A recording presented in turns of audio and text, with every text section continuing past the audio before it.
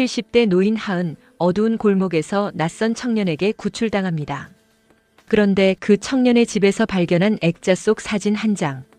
40년 전 자신이 버렸던 딸의 얼굴이었습니다.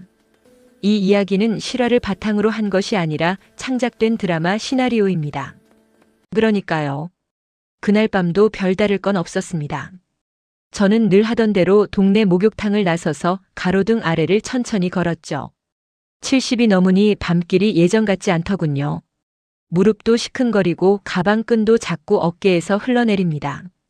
늦은 밤에 혼자 다니면 사고 나는 거 몰라요? 지나가던 중년 남자가 저를 스치며 쏘아붙이더군요. 참 이상한 세상이죠. 걱정해서 하는 말인지 위협하려는 말인지 알 수가 없습니다. 가로등이 불안하게 깜빡였어요. 오래된 골목은 늘 이렇습니다. 동사무소에 민원 넣어봤자 예산이 없다는 답변만 돌아오죠. 저는 잠시 골목 입구에서 걸음을 멈췄습니다. 뒤에서 발소리가 들렸거든요. 탁, 탁, 탁. 규칙적이지 않은 발소리. 제가 멈추면 멈추고 제가 걸으면 따라오는 발소리. 좁은 골목 벽면엔 오래된 대출 광고 포스터가 바람에 들썩이며 붙어 있고 문 닫은 상가 셔터 아래로는 희미한 불빛만 번졌습니다. 저는 가방끈을 더 꽉 움켜쥐고 걸음을 재촉했어요. 그러자 발소리도 빨라졌습니다. 심장이 쿵쾅거렸죠. 이럴 때 경찰에 전화해야 하나 근처 가게로 뛰어들어가야 하나. 머릿속이 하얘졌습니다. 바로 그 순간이었습니다. 할머니. 한 청년이 반대편 골목에서 뛰어와 제 팔을 잡았어요. 숨을 헐떡이며 환하게 웃으면서요. 할머니, 왜 이렇게 늦게 다니세요? 청년은 밝은 척했지만 손끝이 떨리고 있었습니다. 그 순간 뒤에서 저를 따라오던 발소리가 멈췄어요. 청년은 자연스럽게 제 어깨에 손을 올리며 골목 안쪽으로 저를 이끌었습니다. 가요, 할머니. 집에 늦겠어요. 저는 뒤도 돌아보지 못했습니다. 그저 청년의 손에 이끌려 걸었죠. 골목을 빠져나와 큰 길로 나오자 청년이 뒤를 힐끗 돌아보더니 안도의 한숨을 내쉬었습니다. 휴, 다행이다. 고맙습니다. 제가 떨리는 목소리로 말했죠. 청년은 저를 안전한 곳까지 바래다 주었습니다. 말없이 계속 뒤를 돌아보며 집 근처에 도착했을 때 저는 물었어요. 이름이라도 알려줄래요? 고마운 사람 이름은 알아야죠. 청년이 잠시 망설이다가 말했습니다. 민준이요. 윤민준입니다. 민준? 왜인지 그 성씨가 가슴 한구석을 건드렸습니다.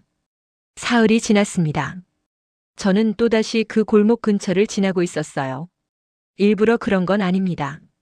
동네 병원이 그쪽에 있거든요. 무릎 주사 맞으러 가는 길이었죠. 그런데 골목 어귀 편의점 앞을 지나는데 익숙한 얼굴이 보였습니다. 저를 구해줬던 그 청년 윤민준이었어요. 편의점 유니폼을 입고 물건을 정리하고 있더군요. 어머. 제가 멈칫하자 청년도 저를 알아봤습니다. 할머니. 그날 할머니시죠? 응, 그래. 여기서 일하니? 네, 편의점 야간 알바하고 있어요. 청년의 얼굴엔 피곤함이 역력했습니다. 눈 밑에 다크서클이 짙게 내려앉아 있었죠. 밤새 일하는구나. 네, 뭐. 괜찮아요. 괜찮다는 말투가 괜찮지 않아 보였습니다. 그날 저는 편의점에서 삼각김밥 하나를 샀어요. 사실 필요 없었지만 청년에게 뭔가 해주고 싶었거든요. 일주일 뒤 저는 다시 그 편의점 앞을 지나게 됐습니다. 이번엔 저녁 시간이었어요. 청년은 역시 카운터 안에 있었죠. 할머니, 또 오셨네요. 응, 지나가다가. 요즘 골목길 조심하세요. 요새 이상한 사람들 많이 돌아다니더라고요. 청년의 경고에 저는 고개를 끄덕였습니다. 그날따라 바람이 샜어요. 봄바람이었지만 쌀쌀했죠. 편의점을 나서는데 갑자기 어지러움이 왔습니다. 무릎 주사 부작용인지 혈압약을 안 먹어서인지. 할머니. 청년이 뛰어나와 저를 붙잡았어요. 괜찮으세요? 잠깐 어지러워서. 이러시면 안 돼요. 일단 좀 앉아 계세요. 청년은 저를 편의점 안 의자에 앉히고 생수를 갖다 줬습니다. 천천히 드세요. 한참을 앉아있자 정신이 돌아왔어요. 고맙다. 이제 괜찮아. 집이 멀어요? 한 15분? 지금 상태로 혼자 가시긴 힘들어 보이는데. 청년이 망설이다가 말했습니다. 제 집이 바로 여기 뒤편이에요. 거기서 좀 쉬시다 가시면 안 될까요? 제가 퇴근하면 바래다 드릴게요. 아니, 괜찮아. 폐 끼치기 싫구나. 할머니, 지난번에 저 도와주셨잖아요.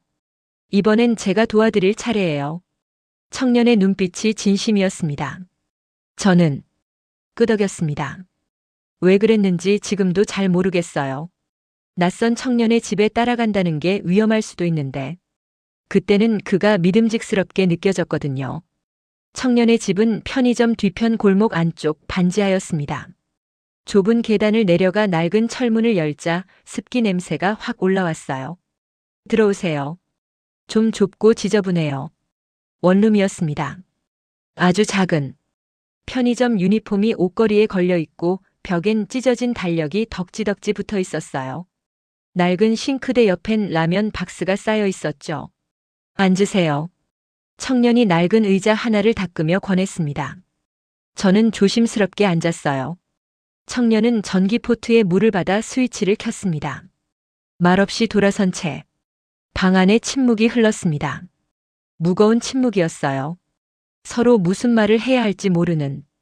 창문 틈 사이로 가로등 불빛이 들어왔어요.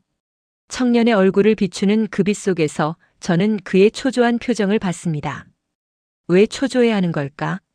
이 어린 남자가 왜 낯선 노인에게 이런 도움을 주는 걸까? 의문이 복잡하게 스쳐갔습니다. 혼자 살기 힘들지? 제가 조심스럽게 물었습니다. 청년이 잠시 멈칫하더니 대답했어요. 괜찮아요. 익숙해요. 언제부터 혼자 살았니? 고등학교 때부터요. 그렇게 일찍? 저는 더 묻지 않았습니다.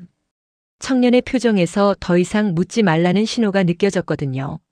청년이 찻잔을 제 앞에 놓으며 조용히 앉았습니다. 우리는 잠시 말없이 차를 마셨어요. 가로등 불빛이 창문을 통해 흔들렸고 어디선가 개 짖는 소리가 희미하게 들렸죠. 할머니. 청년이 먼저 입을 열었습니다. 컨디션 좀 괜찮으세요? 아까 많이 놀라셨을 텐데. 응, 괜찮아. 내 덕분에. 다행이에요. 넌 왜 날 도와준 거니? 청년이 잠시 말을 멈췄어요. 그냥 당연한 거잖아요. 당연한 게 어딨니? 요즘 세상에 이런 일에 나서는 사람이 얼마나 되는데. 할머니가 위험해 보이셔서요. 청년의 목소리가 작아졌습니다. 그리고 그냥 지나칠 수가 없었어요. 저는 청년을 바라봤어요. 이 아이는 착했습니다. 진심으로 착한 아이였어요. 고맙다. 정말. 아니에요. 청년이 고개를 저었습니다. 저야말로 할머니 덕분에 보람 있는 일을 한 것 같아요. 보람? 네. 요즘엔 그런 게 없거든요. 그냥 먹고 살려고 일하고 자고 또 일하고. 반복이에요. 청년의 목소리에 지침이 묻어났습니다. 힘들지? 괜찮아요. 다들 이렇게 사는 거잖아요. 아니야. 다들 이렇게 살진 않아. 제가 말했습니다. 내 나이 또래면 친구들이랑 놀고 연애도 하고 그래야지. 그럴 시간이 없어요. 청년이 쓴웃음을 지었습니다. 편의점 끝나면 낮에 배달 일도 해요. 그래야 월세랑 생활비가 나오니까. 이중으로 일을 하는구나. 네. 근데 괜찮아요. 익숙해요. 또 괜찮다는 말이었습니다. 이 아이는 자꾸 괜찮다고 했지만 괜찮을 리가 없었어요. 저는 방 안을 천천히 둘러봤습니다. 가난하지만 깨끗했어요. 청년이 성실하게 살고 있다는 게 느껴졌죠. 그때였습니다. 제 시선이 방 한 구석 책상 위에 놓인 작은 액자에 닿았어요. 빛바랜 사진 한 장. 가로등 불빛에 희미하게 보이는 그 사진이 묘하게 제 시선을 잡아 끌었습니다. 왜인지 가슴이 두근거렸어요. 그날 이후 저는 이상하게도 자꾸 그 골목을 지나게 됐습니다. 처음엔 우연이었어요. 병원 가는 길, 약국 가는 길, 시장 가는 길. 그런데 점점 일부러 돌아가는 것 같았죠. 며칠 뒤 다시 골목을 걷는데 주변 사람들의 시선이 느껴졌습니다. 저 노인 요즘 이상한데 자주 다니던데. 골목 입구에 모여있던 동네 청년들이 퀭한 눈으로 힐끔거렸어요. 저는 모르는 척 걸음을 재촉했습니다. 다시 골목 어귀 편의점 앞. 청년이 유니폼 차림으로 허겁지겁 뛰어나왔어요. 할머니, 또 오셨네요. 그날따라 바람이 셌습니다. 청년의 웃음 뒤에 가려진 지친 눈동자가 제 오래 묻어둔 기억을 건드렸어요. 왜일까요? 이 아이를 보면 가슴 한구석이 아팠습니다. 요즘 많이 피곤해 보이는구나. 제가 말했습니다. 아, 괜찮아요. 요즘 배달이 좀 많아서요. 무리하지 마. 몸 상하면 나중에 후회해. 걱정해 주셔서 고마워요, 할머니. 청년이 환하게 웃었어요. 그 웃음이 너무 예뻤습니다. 할머니 혹시 시간 있으세요? 응? 오늘 제가 일찍 끝나거든요. 라면이라도 같이 드실래요? 제가 끓여드릴게요. 저는 고개를 끄덕였습니다. 왜 그랬는지 모르겠어요. 거절할 수도 있었는데. 그렇게 저는 대답 대신 작은 미소만 남기고 이상하게도 다시 그의 낡은 방으로 향했습니다.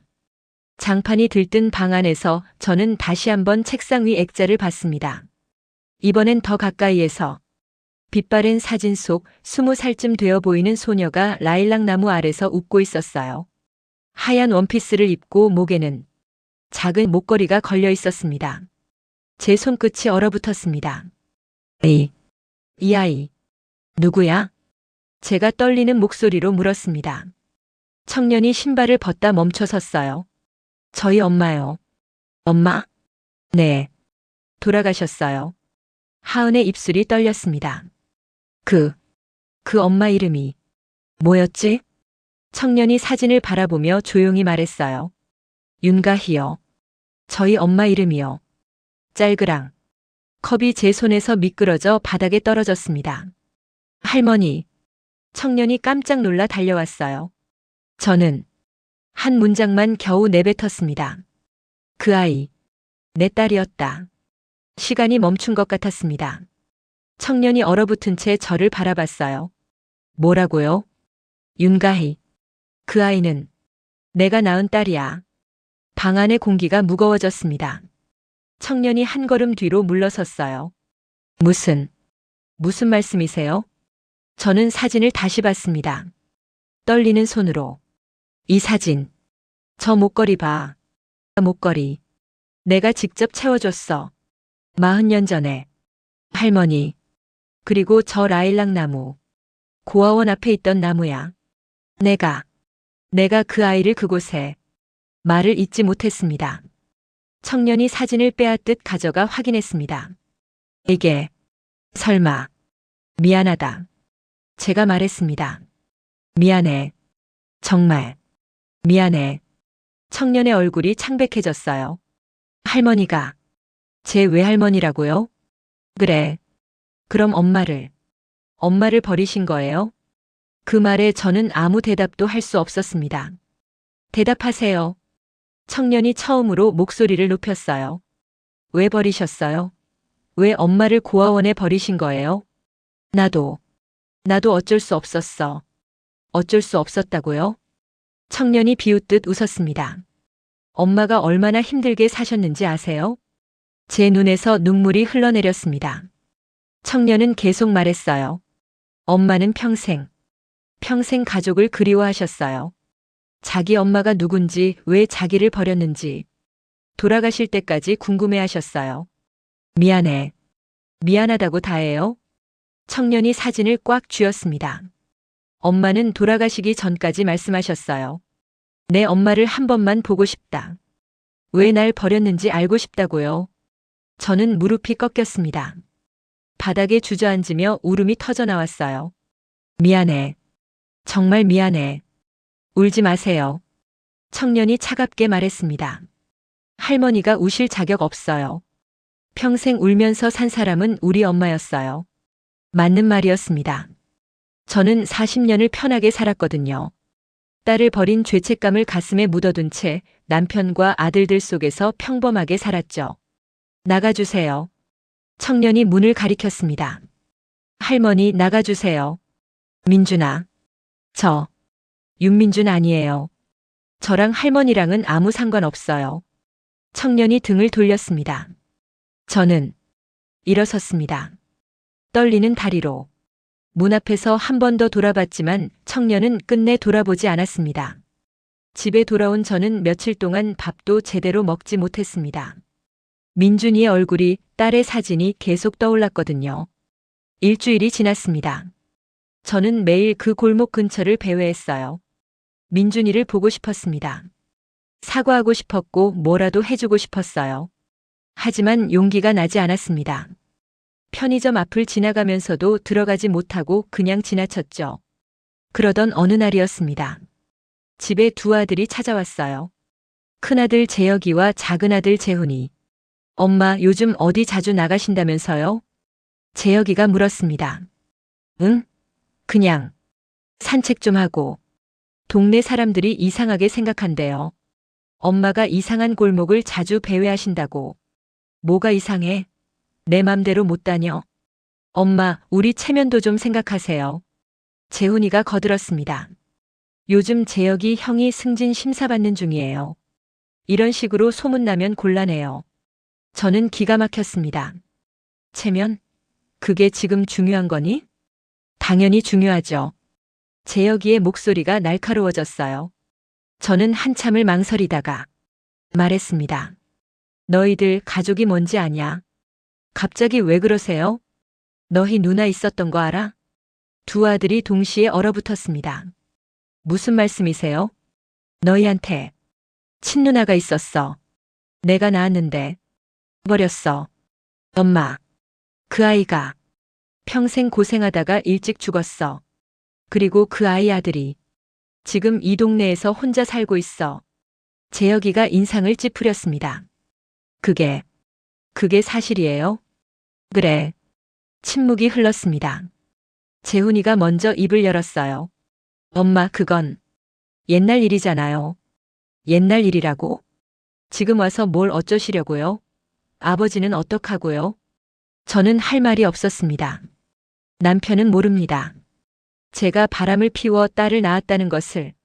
엄마, 재혁이가 단호하게 말했습니다. 우리 집안 지키고 싶으시면 이 일 덮으세요. 더 이상 그쪽에 가시지 마시고요. 그럴 순 없어. 왜요? 왜 우리 가족 다 망가뜨리려고 하세요? 망가뜨리는 게 아니야. 그날 저는 아들들과 크게 다퉜습니다. 결국 두 아들은 못마땅한 표정으로 집을 나갔어요. 다음 날 밤 저는 참지 못하고 다시 편의점으로 갔습니다. 민준이가 보고 싶었거든요. 그런데 편의점에 민준이가 보이지 않았어요. 저기요, 민준 씨는요? 다른 직원에게 물었습니다. 아, 오늘 쉬는 날이에요. 저는 실망하며 돌아서려는데 골목 어귀에서 인기척이 느껴졌습니다. 할머니, 이 시간에 어딜 나오셨어요? 뒤돌아보니 낯선 남자 셋이 서 있었어요. 술 냄새가 났습니다. 지나가는 길이에요. 지나가는 길? 이 골목에? 남자들이 씩 웃으며 다가왔어요. 가방 좀 보자. 돈 얼마나 있나? 안 돼요. 제가 가방을 움켜쥐자 남자 하나가 제 팔을 확 잡아당겼습니다. 아, 그 순간이었습니다. 뭐 하는 겁니까? 민준이가 골목 저편에서 뛰어왔어요. 할머니한테 손대지 마세요. 뭐야, 이 새끼? 남자들이 민준이를 노려봤습니다. 할머니랑 무슨 상관인데? 상관 있어요. 민준이가 저를 감싸 안았습니다. 이분은 제 할머니예요. 남자들이 코웃음을 쳤어요. 할머니? 웃기고 있네. 나가세요. 지금 당장. 민준이가 버텼습니다. 남자 하나가 주먹을 휘둘렀어요. 민준아. 제가 소리쳤지만 민준이는 피하지 않았습니다. 얼굴에 주먹을 맞고도 저를 놓지 않았어요. 할머니, 뒤로 가 계세요. 민준아, 안 돼. 괜찮아요. 민준이가 웃었어요. 입가에 피가 흘렀지만 이번엔 제가 할머니 지킬 차례예요. 그 말에 눈물이 쏟아졌습니다. 남자들이 다시 달려들려는 순간 사이렌 소리가 들렸어요. 누군가 신고했나 봅니다. 남자들은 욕설을 퍼부으며 달아났고 경찰차가 골목 입구에 섰습니다. 민준이가 그제야 힘이 풀린 듯 주저앉았어요. 민준아. 제가 그를 붙잡았습니다. 괜찮아요. 할머니. 괜찮긴. 피가 이렇게 나는데. 이 정도는 아무것도 아니에요. 민준이가 웃었습니다. 그 웃음이 딸의 웃음과 똑같았어요. 구독과 좋아요는 저에게 큰 힘이 됩니다. 경찰서에서 진술을 마치고 나오니 새벽이었습니다. 민준이는 입술이 찢어지고 볼에 멍이 들었어요. 병원 가자. 치료받아야지. 괜찮아요, 할머니. 괜찮은 게 어딨니? 제가 소리를 지르자 민준이가 조용히 웃었습니다. 할머니, 화내지 마세요. 화낼 수밖에. 넌 왜 다쳤어? 날 지키느라. 당연한 거잖아요. 당연하긴 뭐가 당연해. 할머니는 제 가족이니까요. 그 말에 저는 울음을 터뜨렸습니다. 바로 그때였습니다. 엄마. 뒤에서 목소리가 들렸어요. 돌아보니 재혁이와 재훈이가 서 있었습니다. 재혁아, 재훈아. 왜 여기? 경찰서에서 연락 왔어요. 엄마가 사고 당했다고. 재혁이가 다가와 저를 살폈습니다. 다치신 데는 없으세요? 난 괜찮아. 근데 민준이가. 재혁이와 재훈이의 시선이 민준이에게로 향했어요. 민준이는 얼굴에 멍이 든 채 서 있었습니다. 그때 골목 입구 어둠 속에서 누군가 이 장면을 지켜보고 있었습니다. 며칠간 이 골목을 서성거리던 그 협박범이었죠. 스마트폰을 들고 비웃으며 사진을 찍더니 사라졌습니다. 하지만 우리는 그걸 알지 못했어요. 할머니를 지켰다면서요? 재훈이가 조용히 물었습니다. 네. 민준이가 대답했어요. 침묵이 흘렀습니다. 재혁이가 한숨을 쉬었어요.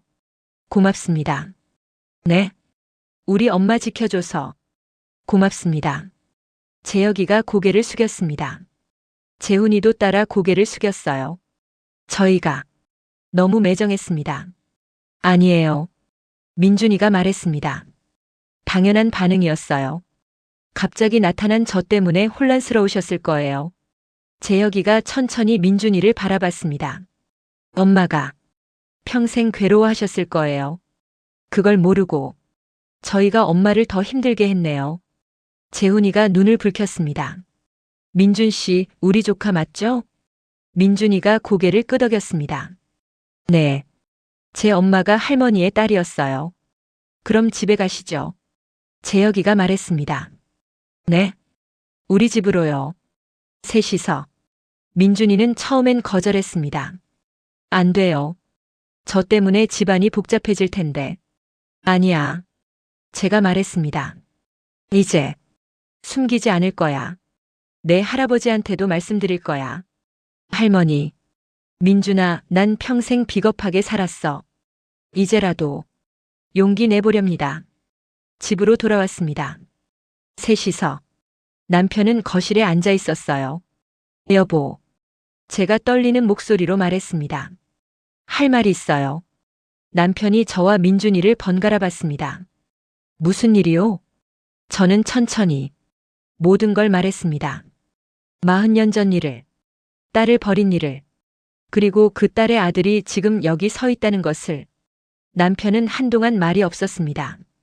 얼굴이 창백해졌다가 붉어졌다가 다시 하얘졌어요. 여보. 제가 불렀지만 남편은 대답하지 않았습니다. 그리고 천천히 민준이에게 다가갔어요. 민준이가 긴장한 채 서 있었습니다.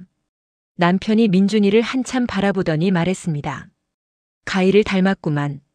할아버지는 엄마를 아세요? 아니, 못 봤지. 남편이 저를 돌아봤습니다. 근데 당신이 간직하고 있던 사진을 봤어. 오래전에. 알고 계셨어요? 제가 놀라서 물었습니다. 응. 알았지. 남편의 목소리가 떨렸습니다. 당신 서랍 정리하다가 우연히 봤어. 그 사진이랑 고아원 영수증. 그럼. 근데 당신이 말하지 않으니까 나도 모르는 척했어. 남편의 눈가가 붉어졌습니다. 미안해, 여보. 내가 좀 더 당신을 이해했다면 당신이 혼자 그 짐을 안고 살지 않았을 텐데. 저는 남편의 손을 잡았어요. 고마워요. 평생. 남편이 민준이를 다시 봤습니다. 민준이라고 했지? 네, 할아버지. 우리 집 식구가 돼줄래? 민준이의 눈에서 눈물이 흘러내렸습니다. 제가 정말 괜찮을까요? 괜찮고 말고. 남편이 민준이의 어깨를 두드렸습니다. 늦었지만 이제라도 가족이 되자. 그로부터 1년이 지났습니다. 민준이는 이제 반지하를 나왔어요. 재혁이가 작은 원룸을 구해줬거든요. 햇빛이 잘 드는 따뜻한 방이었습니다. 편의점 알바도 그만뒀습니다. 재훈이 회사에 정규직으로 취직했거든요. 저는 매주 일요일마다 민준이네 집을 찾아갑니다. 함께 밥을 먹고 이야기를 나누고 가끔은 그냥 말없이 텔레비전을 봅니다. 그것만으로도 충분합니다. 명절이면 민준이도 우리 집에 옵니다. 재혁이네 식구, 재훈이네 식구와 함께요. 처음엔 어색했지만 이제는 자연스럽습니다. 아이들이 민준이를 민준 삼촌이라고 부를 때 민준이의 얼굴엔 행복이 가득합니다. 오늘은 5월입니다. 라일락이 만발한 계절이에요. 저는 민준이와 함께 공원을 걷고 있습니다. 할머니, 여기 라일락 나무 많네요. 그러게. 예쁘지? 네. 엄마가 좋아하셨을 것 같아요. 민준이가 라일락 꽃을 쓰다듬었습니다. 민준아. 네? 네, 엄마. 가인은 정말 예쁜 아이였어. 할머니가 그립지 않으셨어요? 평생? 저는 고개를 끄덕였습니다. 그리웠지. 매일. 근데 생각하면 너무 아파서 애써 잊으려고 했어.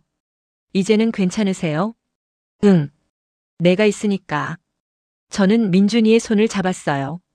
그때 민준이가 주머니에서 편지 한 통을 꺼냈습니다. 이거 엄마가 남기신 거예요. 가희가? 네. 돌아가시기 전에 쓰신 편지예요. 저한테 주면서 언젠가 할머니를 만나면 전해달라고 하셨어요. 손이 떨렸습니다. 봉투를 열자 딸의 글씨가 나왔어요. 엄마에게 엄마라고 불러도 될까요? 한 번도 불러본 적 없지만 이 편지에서만큼은 불러보고 싶어요. 엄마, 저는 괜찮아요. 어렸을 때는 많이 외로웠어요. 왜 나만 부모님이 없을까 매일 울었어요. 하지만 커가면서 알게 됐어요. 엄마도 어쩔 수 없었다는 걸. 세상은 엄마가 생각하는 것보다 훨씬 가혹했을 거예요. 저는 엄마를 원망하지 않아요. 대신 그리워했어요. 한 번이라도 만나고 싶었고 안아주고 싶었어요. 괜찮아요, 엄마. 나 잘 살았어요. 라고 말해주고 싶었죠. 이제 저는 곧 떠날 것 같아요. 병이 너무 깊어요. 하지만 후회 없어요. 제겐 민준이가 있거든요. 엄마, 부탁이 있어요. 민준이를 사랑해주세요. 제가 못 받은 사랑을 민준이에게 주세요. 그 아이는 평생 혼자였거든요. 엄마 사랑해요. 미안하다고 하지 마세요. 괜찮다고 말하고 싶어요. 다음 생에 만나면 그땐 꼭 엄마 딸로 태어나고 싶어요. 마이너스 가이 올림. 편지를 다 읽고 나니 눈물이 멈추지 않았습니다. 할머니. 민준이가 제 등을 쓸어주었어요. 엄마는 할머니를 미워하지 않으셨어요. 고마워. 가희야. 고마워. 저는 하늘을 올려다봤습니다. 어디선가 딸이 웃고 있을 것 같았어요. 엄마, 이제 괜찮아요. 라고 말하면서 라일락 향기가 바람에 실려왔습니다. 민준이가 제 손을 꽉 잡았어요. 할머니, 감사해요. 저를 받아주셔서. 아니야. 고마운 건 나야. 우리는 그렇게 라일락 나무 아래 서 있었습니다. 새벽빛이 골목을 적시듯 이제 우리에게도 봄이 온 것 같았어요. 늦었지만 아직 늦지 않았다는 것을. 여러분, 이 이야기를 끝까지 들어주셔서 고맙습니다. 하은 할머니의 이야기는 여기까지입니다. 많은 분들이 살면서 후회를 안고 사시죠. 그때 그렇게 할 걸. 미안하다고 말할 걸. 사랑한다고 말할 걸. 하지만 시간은 돌아오지 않습니다. 그렇다고 포기할 필요는 없어요. 늦었다고 생각할 때가 가장 빠른 때라고들 하잖아요. 저도 그랬습니다. 40년을 숨기고 살았던 비밀을 70이 넘어서야 용기 내어 꺼냈죠. 두려웠습니다. 거절당할까봐, 미움받을까봐. 하지만 용기를 냈습니다. 그리고 알게 됐어요. 진심은 통한다는 것을, 늦어도 괜찮다는 것을. 여러분도 혹시 마음속에 묻어둔 사람이 있나요? 미안하다고 말하고 싶은 사람, 보고 싶은 사람, 사랑한다고 말하고 싶은 사람. 너무 늦었다고 생각하지 마세요. 지금이라도 시작하면 됩니다. 전화 한 통, 문자 한 줄이면 됩니다. 미안해. 보고 싶어. 사랑해. 그 한마디가 누군가의 인생을 바꿀 수 있어요. 저처럼요. 가족이란 건 혈연만으로 이루어지는 게 아닙니다. 진심 어린 관심과 사랑이 있으면 늦게라도 가족이 될 수 있어요. 그리고 용서란 건 완벽하지 않아도 됩니다. 조금씩 천천히 서로를 이해해가면 되는 거죠. 지금 이 순간에도 라일락 향기는 어디선가 피어나고 있습니다. 여러분의 인생에도 봄이 올 거예요. 늦었다고 생각하지 마세요. 지금이 가장 빠른 시간입니다. 이 이야기가 여러분 마음에 조금이라도 와닿았다면 구독과 좋아요 부탁드립니다. 여러분의 응원이 더 좋은 이야기를 만드는 힘이 됩니다. 그리고 댓글로 여러분의 이야기도 들려주세요.